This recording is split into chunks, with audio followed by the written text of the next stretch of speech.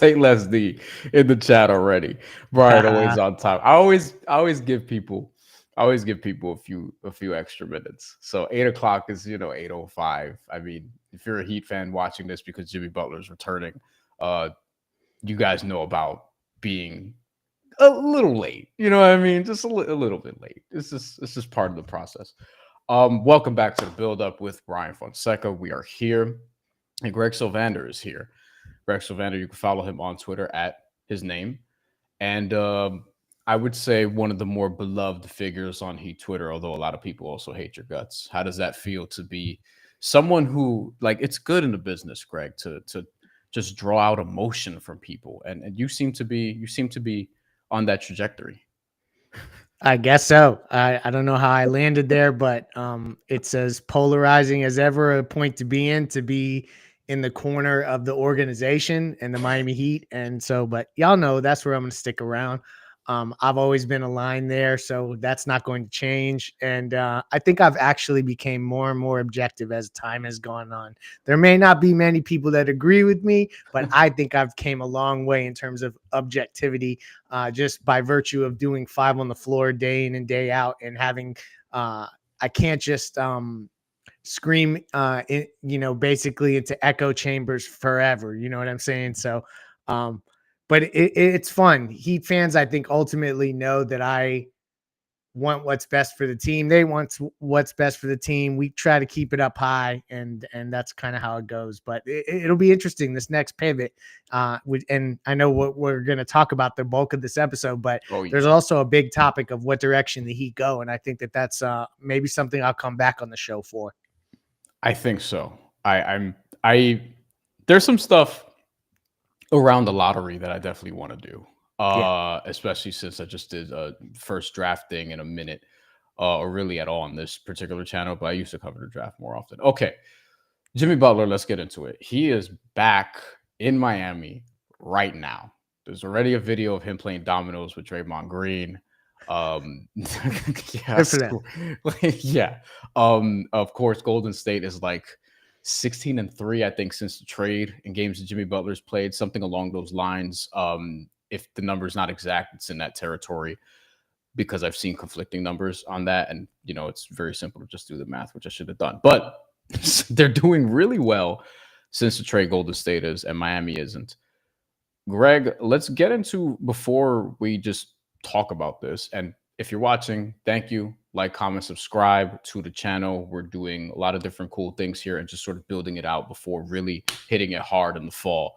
And leave comments because we will get to those. We already have a couple, but we will get to more as the show progresses. Let's get into Jimmy Butler and some of the things he had to say. Hat tip to Brady Hawk, because we are going to use some of the stuff that Brady Hawk posted in regards to this. Okay, so we have Jimmy Butler here in a media scrum. Let's play a little bit what he had to say as it relates to him being the bad guy, quote unquote, which, I mean, Okay, you we'll get know. to that. Let's hear the quote first. All right, Greg, your first response to this is what? This is from Jimmy Butler. This is from Brady Hawk earlier today.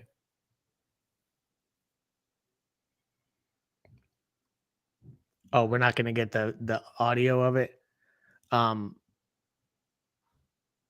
He talks about being basically the bad guy everywhere he goes. You're not hearing it? And I'm hearing it. no, I don't hear it. Or people in the But chat, let me know if you're not hearing it. I'm hearing it perfectly fine. th- But he's saying that he's not mad at sort of being painted as the bad guy. He's been the bad guy wherever he's gone. And he has been painted as that. But I mean, your reaction to this is what? Do you feel like it's disingenuous? I mean, to a degree, because I feel like the common thread with every place that he's been is that it's ended badly. And I think that, like, there has to be some level of personal accountability there. Like, we can't just be tone deaf to the fact that every time Jimmy Butler gets, in a place where you think that he could thrive, it ends up colliding and going in a different direction.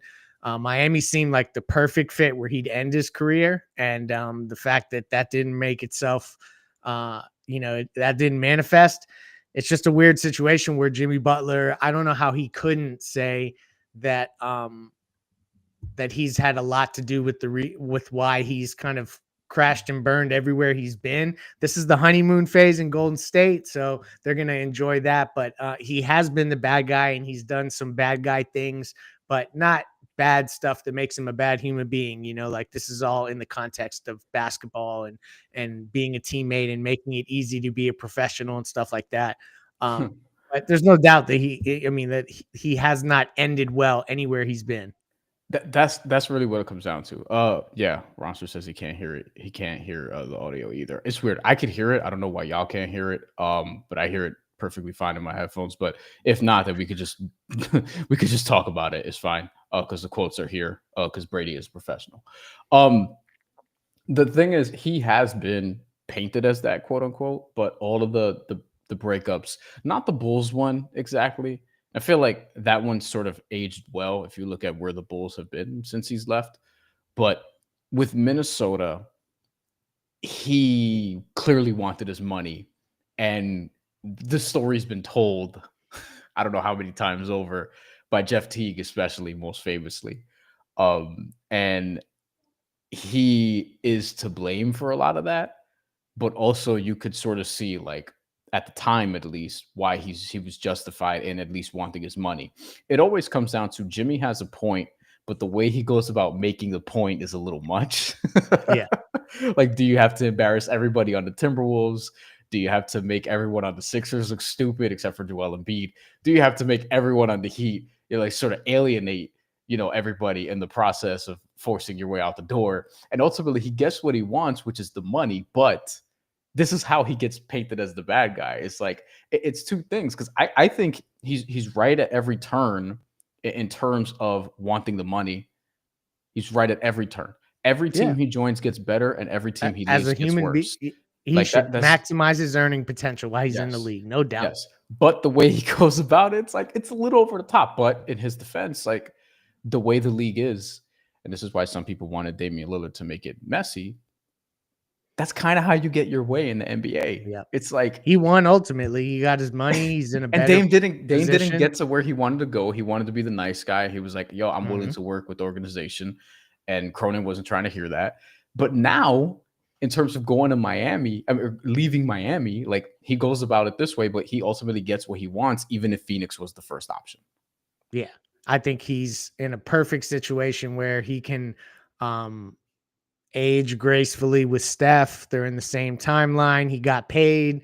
This is all, and I see in the chat Ronster mentions that Philly and the Bulls definitely weren't. He wasn't the bad guy. Philadelphia was less about him being the bad guy, but he just wasn't the guy that they chose. They thought that other guys would be better fits, and they spent their money elsewhere. But to the point overall, um, I think it's interesting to watch now this dynamic between the Heat and Jimmy. They're both kind of downplaying this game. And I think in subsequent quotes, we'll see that even more. And I think it's funny to see the two of them navigate this situation ahead of the game, because they're acting like they're not in their feelings, but everybody's still in their feelings. So this one, actually, let's go to Ronster's comment first. Philly and Bulls definitely wasn't the bad guy. I agree. I don't think he was in Minnesota either from the standpoint of what he wanted. I just think the way he went about it wasn't awesome. And then in Miami, I think that's the one that's a little bit more tilted towards at least being split. Like I blame both sides for how they handled the Miami one more Mm-hmm. so than the other ones, where I'm like, Chicago hasn't been good since, like Yeah. legitimately good since. Minnesota, they wouldn't have been if they didn't luck into Anthony Edwards. And then Philadelphia, like they got They're further with inept. they still haven't gotten past the second round, and if you look at just all those gripes, I get it. And the people they extended instead, Wiggins got his money, Towns got his money, for example. With the Bulls, they weren't paying like anybody. But Minnesota, Wiggins got his money, Towns got his money. And then if you look at Philly, it was Tobias Harris, it was Ben Simmons. And yeah, if I'm Jimmy Butler, I'm looking at that crazy. In Miami, Bam got his money. And I think it's more so like if Bam gets his money, he didn't go at Bam publicly, at least. Privately, we'll find out. But publicly, he didn't go at Bam the way he went at some of the guys on the Sixers, the way he went at some of the guys on the Timberwolves. And I think if he got his extension when Bam did, then whatever. Like all of this would have been avoided, but he didn't do that. This next part, we'll just read it because it's an 8-second clip. It's not worth playing. But Jimmy Butler on whether or not he'd watch the Heat tribute video. Would I watch? Yeah, I'd watch if they have one. If they don't, makes no difference. if you, See, you've heard this is him talk, like what I mean if you've about heard him them. talk, Greg, which we all have, you know how he delivered this. Yeah. And they can act nonchalant on both directions. There was a day that they didn't out of today that they didn't feel great about some of not getting it done and that kind of stuff perspective, because if you look at all his other stops, he didn't get much done that was anything better than what happened in Miami.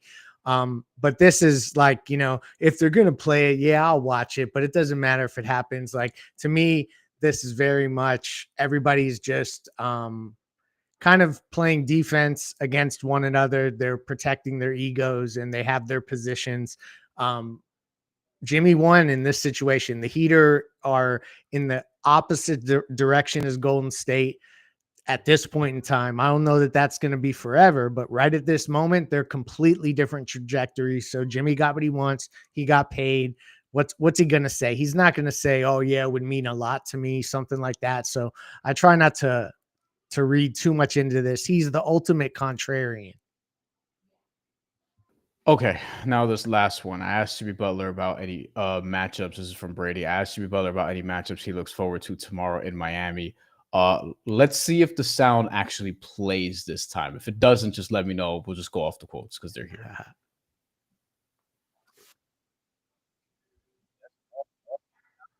I'm hearing the sound, but I don't know what's going on with Restream today.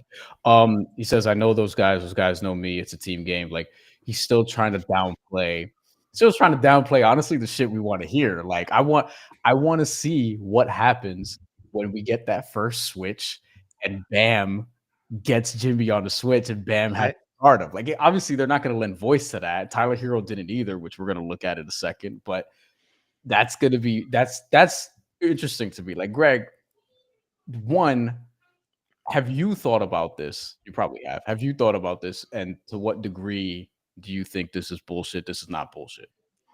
I think he will hunt for Haywood Highsmith and try to draw fouls against him. I think that that'll be fun. And I mentioned in Discord off the floor, I'll plug that right here.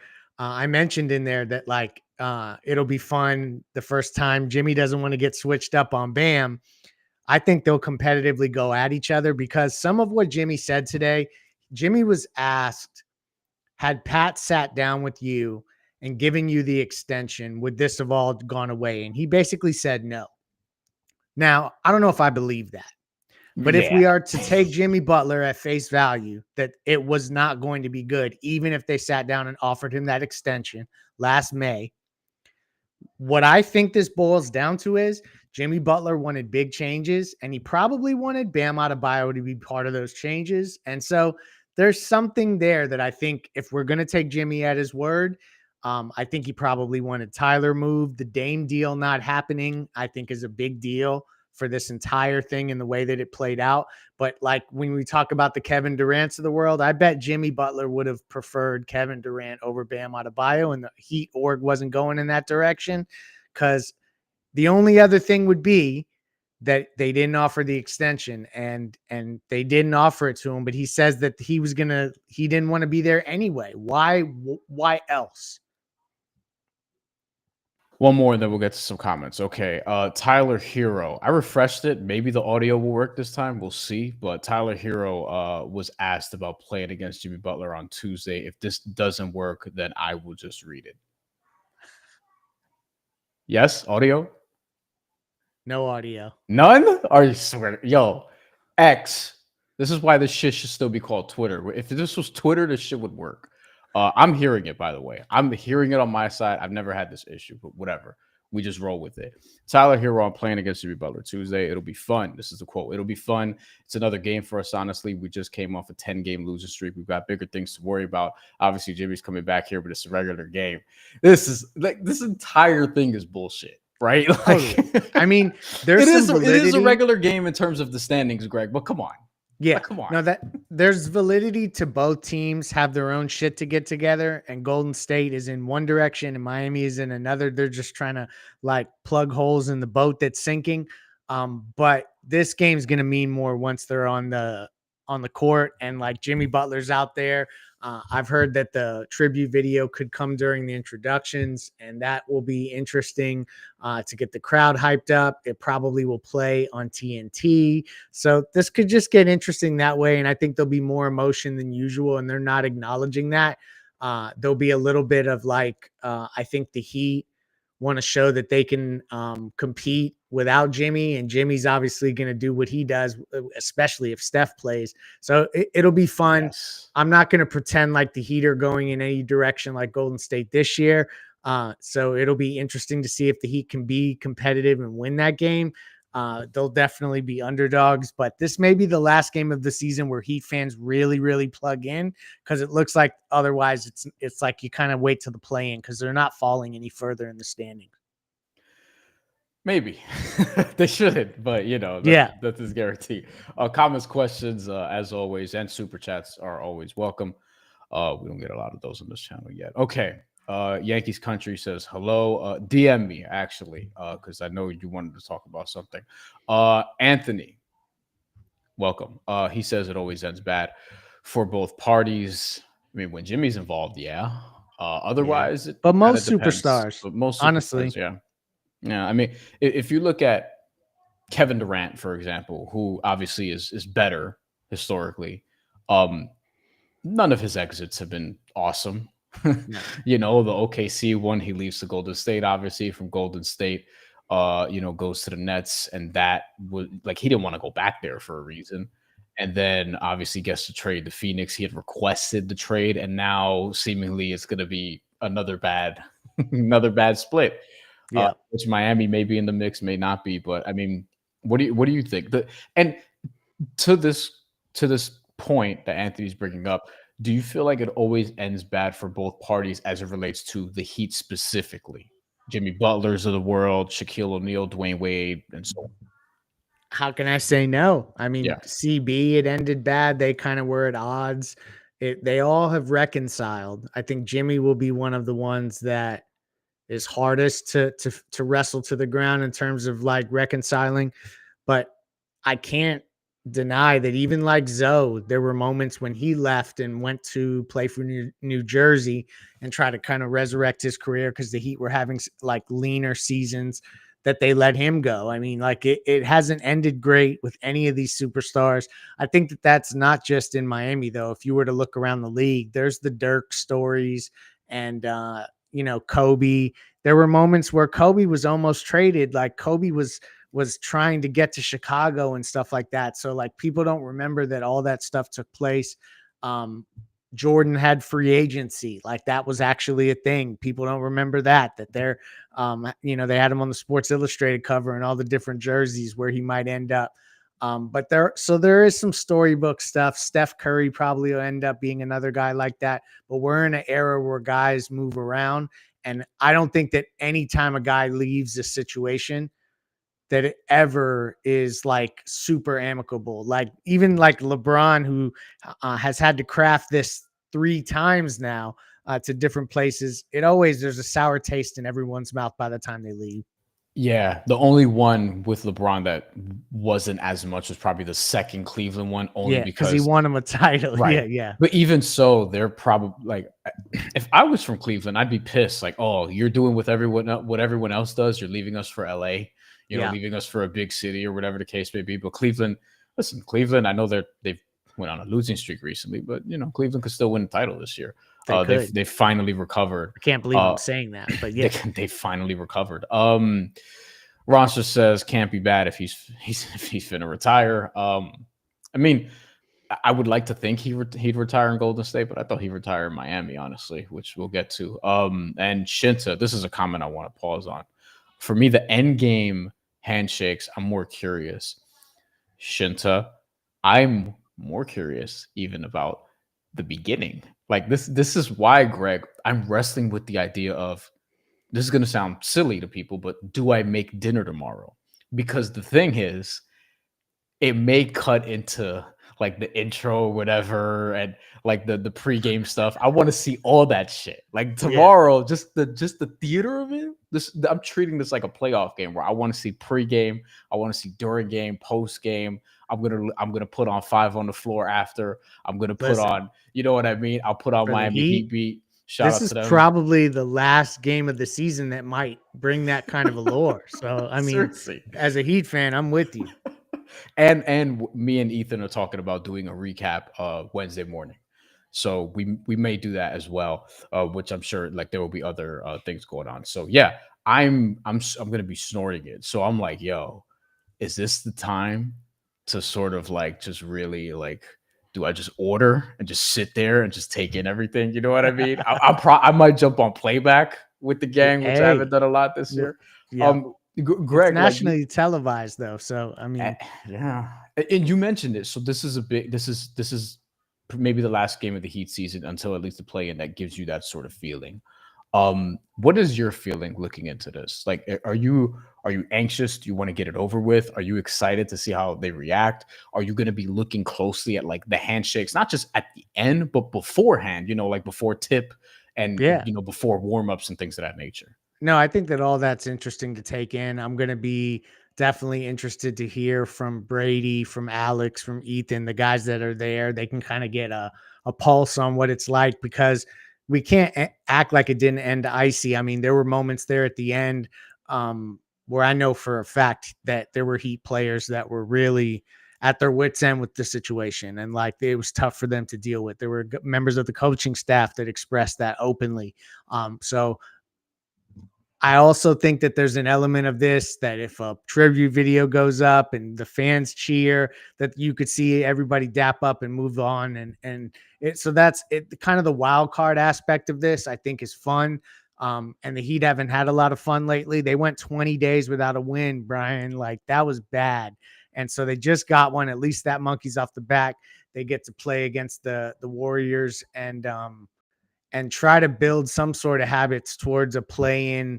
I know no one wants to have that. Everyone wants the lottery, but the Heat are going to try to win as many games as possible. And I think there's a little bit more at stake on Tuesday night against Golden State. So, I mean, that's just fun. We Yeah. might as well embrace the little bit of fun that's left in this Heat season. What do you want them to do? Like, you're all right, you go deep with this franchise, but you know that this current build isn't going anywhere right now. So this isn't a Jimmy specific thing, but I'm just curious. Do you want them to lose some of these games? I honestly would prefer the lottery pick, so I disagree with them. And it's not because I don't disagree with their uh aversion to the ramifications of what comes next. Because Sure. like if you suck and you have to give an unprotected pick to Charlotte or to Oklahoma City when you're really, really bad, like that's going to be painful as hell. And that's what I think Heat fans will be less patient with a rebuild if that's what ends up happening. So it makes this, you got to get the draft right. You got to get this summer right to start to turn this around.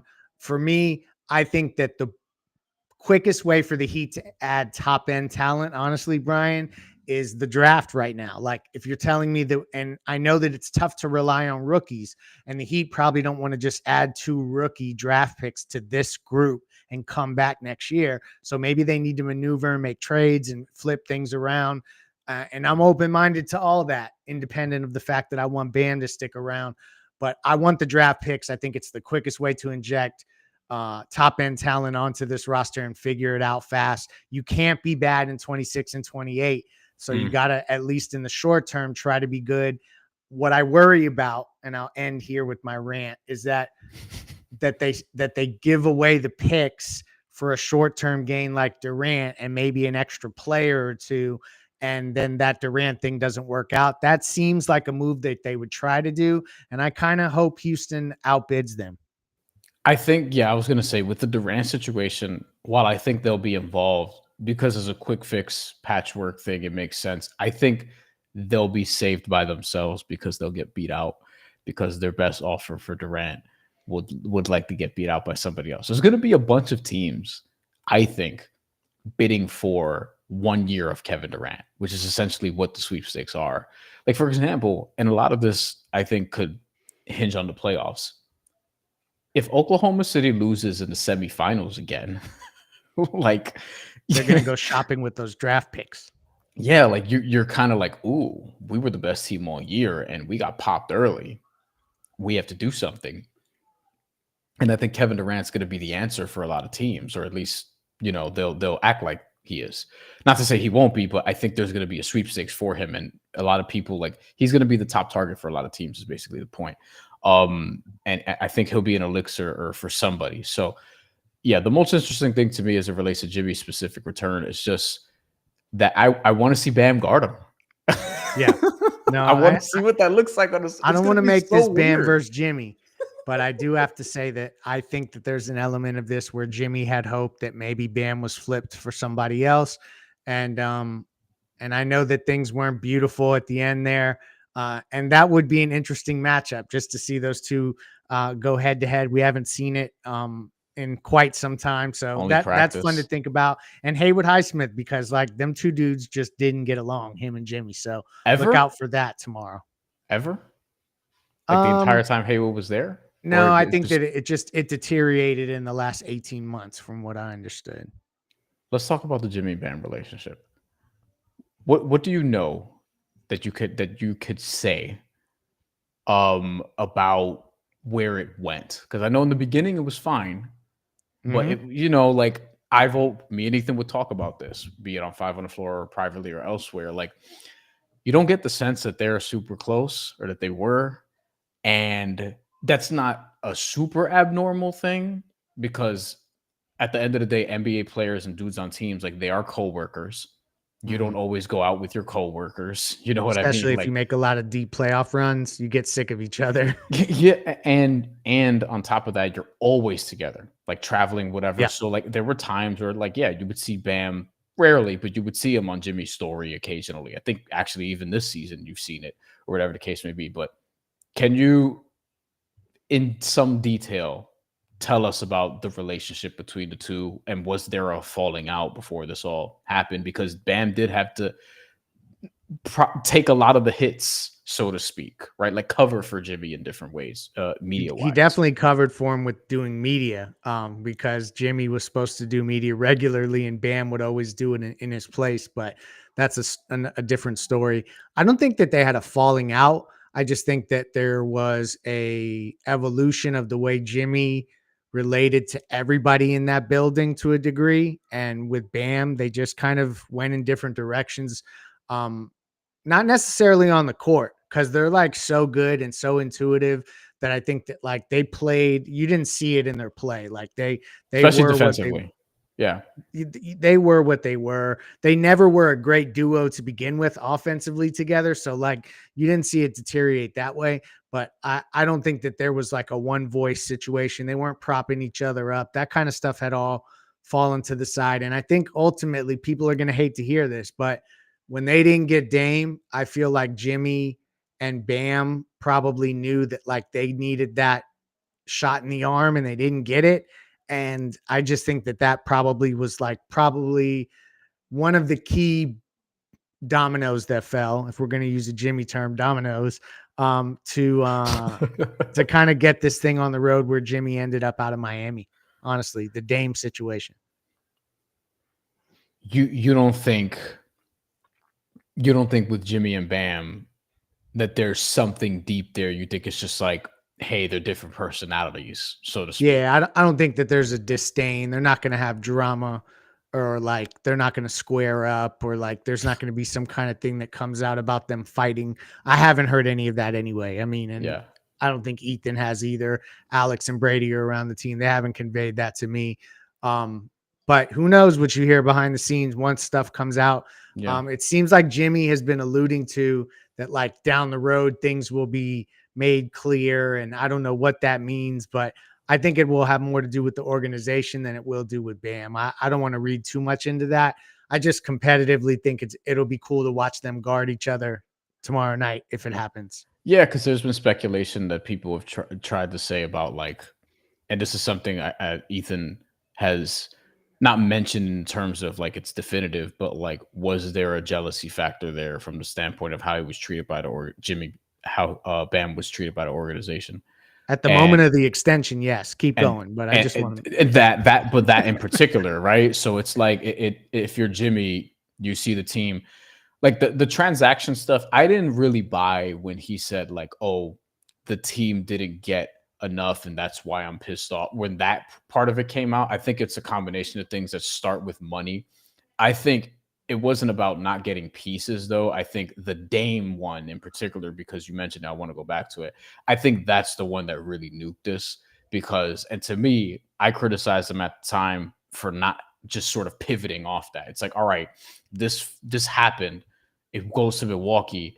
You try to get Drew. That obviously wasn't going to happen at that point. So like, you couldn't. It's not like you could have done the Terry Rozier thing if you really wanted to do that sooner and maybe he's Oh better with the God. full training camp or whatever, but that doesn't even make sense as an argument now. Like I just felt like from that one that once they didn't get Dame to me, this is when this really started to sputter.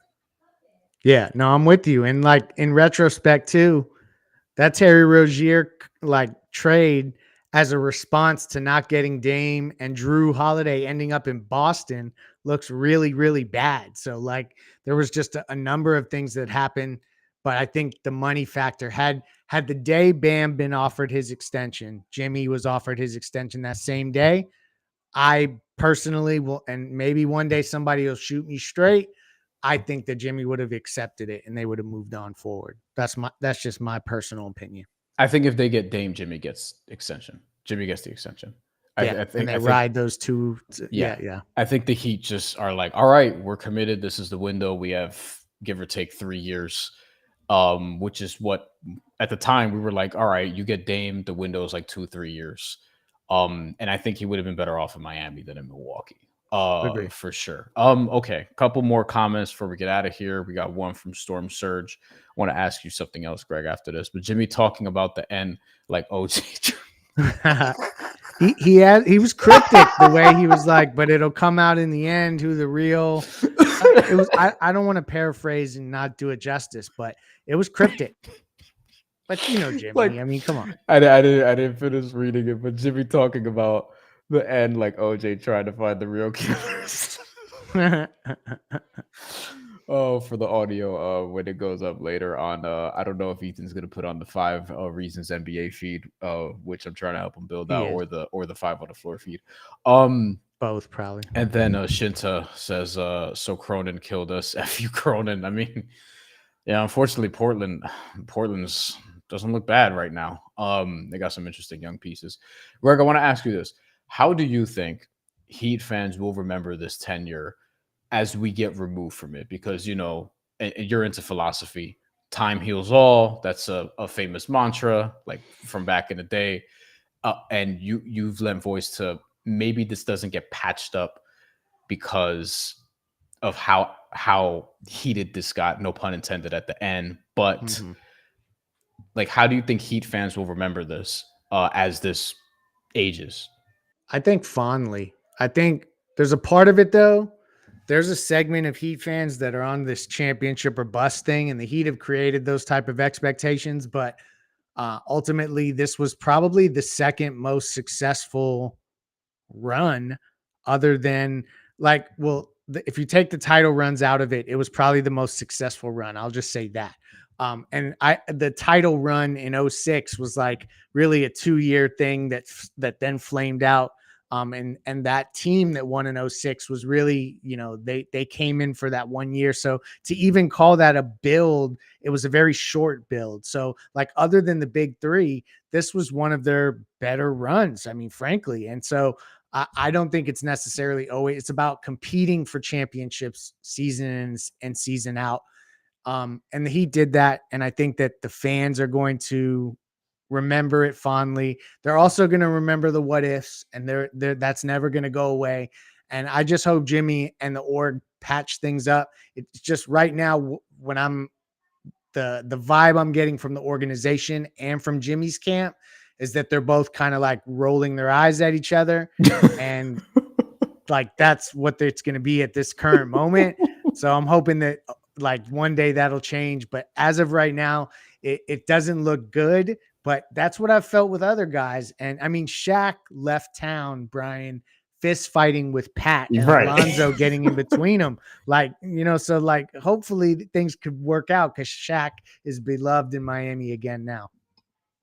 That's the main thing that I think worries me about this, just from a human standpoint, not even from a NBA media coverage standpoint or consumer standpoint, just from a human being standpoint, is I do hope he and Pat, Jimmy and Pat in particular, patch this up because Pat just turned 80, Yeah. and you don't want to say somebody has X amount of time left, but you don't know how much time there is left, It's right? very true. And I hated that the story got like how Jimmy's camp leaked to the Athletic.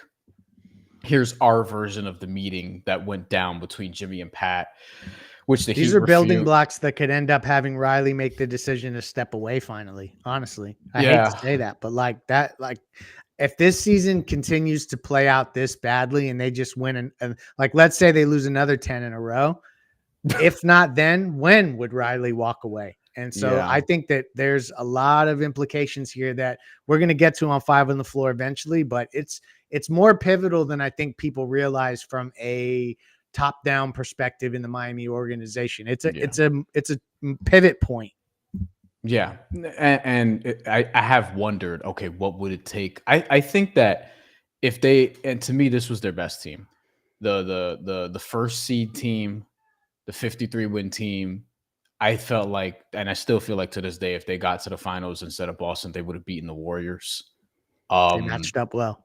and it would have been a good matchup for them. And that wasn't a particularly awesome Warriors team. They just kind of figured it out against a Celtics team that wasn't quite ready yet. And I think Miami, like that team, and I do wonder if they win that title, maybe Pat is like, hey, all right, I'm Yeah. cool. I leave on top. Or, which I think also could have happened, is I need another one now. But now we're not gonna know. Anthony comments. Oh, Shinta also. Let me get to Shinta first because this was here first. The most fun run for me, being underdogs and still competing for a title. Yeah, I mean that's what I'll remember their run for. That's what I'll remember the Heat run for with Jimmy Butler. Like I documented this a bunch of times on Twitter where they had the most playoff wins in the entire NBA the first 4 years Jimmy was there, from the first finals appearance to the last one, from the bubble through the 22-23 season. Then the Celtics obviously passed them, as did other teams last year. And they had the most finals appearances during that point. And I didn't like that. And this is probably where we should end. Jimmy saying basically like, oh, like we had a little cool run or whatever the case may be. That got swallowed up by the comments from today. Yeah. But Best stretch of his career.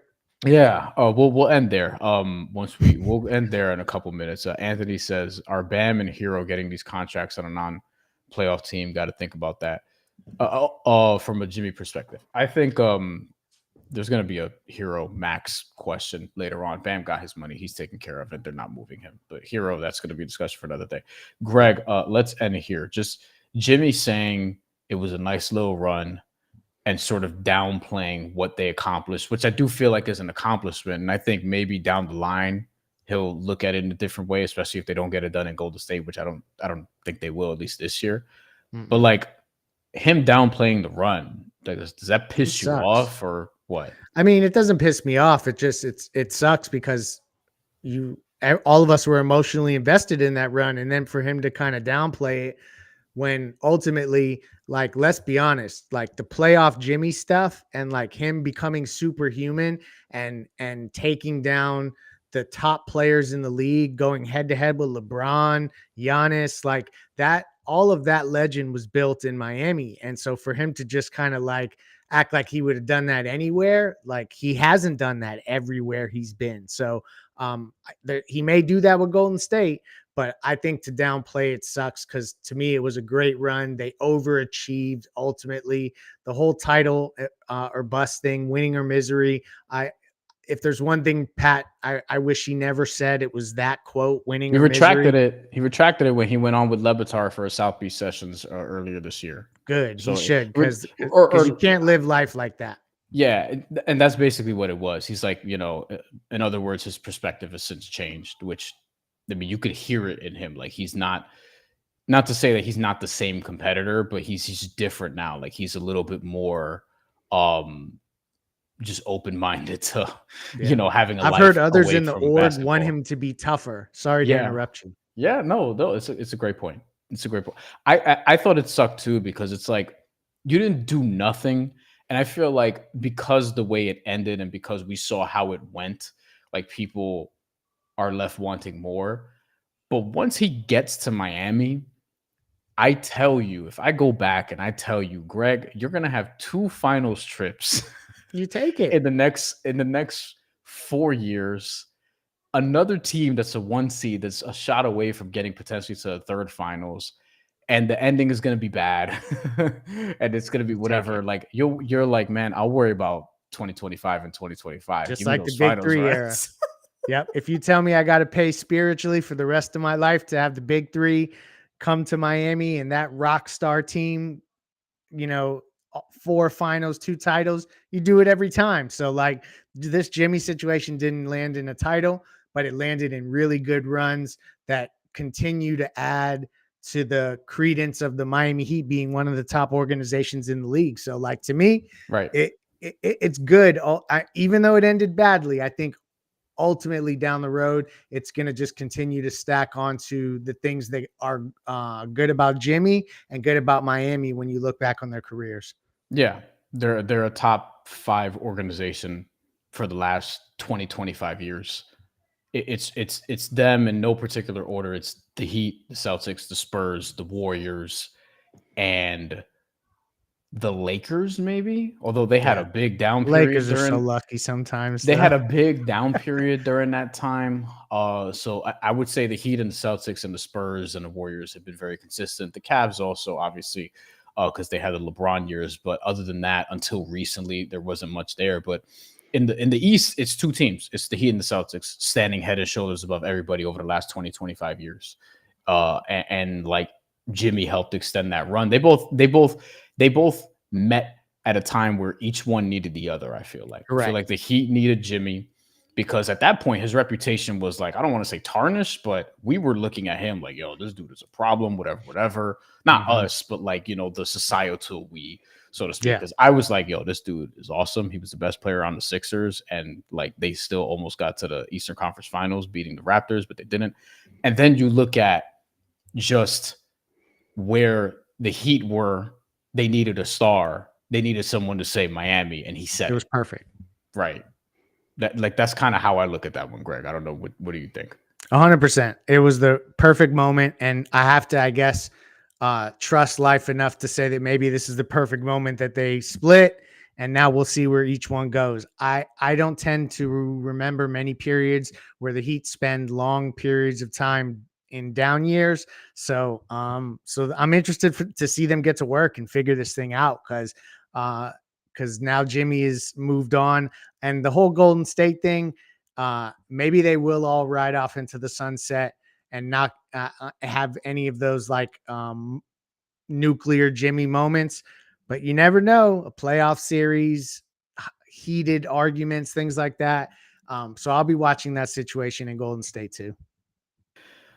We'll all be watching.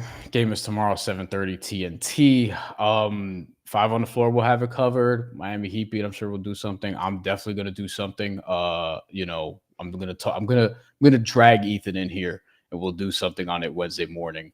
Warriors Heat. It's gonna be fun. Jimmy Butler's return, and someone joked in the Five Reasons Discord, which people should join off the floor. Someone joked that the Heat tribute video for Jimmy Butler should be 22 seconds, and I got a chuckle out of that.